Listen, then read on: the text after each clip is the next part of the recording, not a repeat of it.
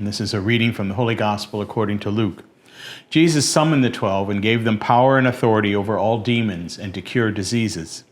And he sent them to proclaim the kingdom of God and heal the sick. He said to them, "Take nothing for the journey, neither walking stick, nor sack, nor food, nor money, and let no one take a second tunic. Whatever house you enter, stay there and leave from there. And for those who do not welcome you, when you leave that town, shake the dust from your feet in testimony against them." Then they set out and went from village to village, proclaiming the good news and curing diseases everywhere. The Gospel of the Lord. So this sending out of the 12 is a reading we're very familiar with, but there are some nuances that may not be immediately apparent.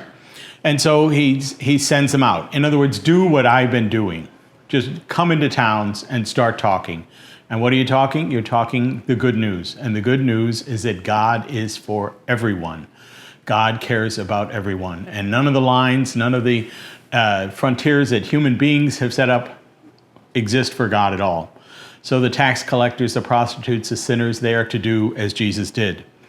But not just to talk, but also to cure the people of the things that afflict them. So there's a double thing going on there, preaching and curing, just as Jesus did.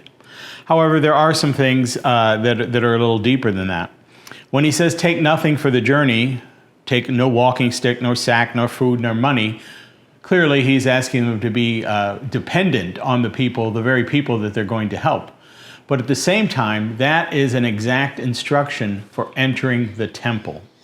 In other words, people of the time would have heard that as saying, you are turning these places you're going to, these small backward villages, into holy ground by bringing God's presence there, just as God is in the temple. So just as no one could carry a walking stick or food or money or these things into the temple, his disciples are going to be dependent on the people, but also they're going to treat that area as the temple, as God's presence. Also, this business about not changing houses. Here's a stranger just going to show up in the village, probably not be taken in by the richest or the most influential person, but probably by some humble person, maybe somebody who is lonely and needs company. And so the disciples aren't, once they're there for a while and they're preaching and they're curing people, well, they might become popular, as Jesus did. Crowds might form. And some rich person would say, well, why don't you come over to my house? I'll feed you better. No. Whoever took you in first, you stay with them, showing that you're not looking to move up in the world here. You're just looking to serve the Lord. And this business, if they don't receive you, in other words, you're not to grab people and force them to do anything. They can listen. And if they choose not to, the shaking the dust meant, I'm leaving even the dust here and I'm moving on.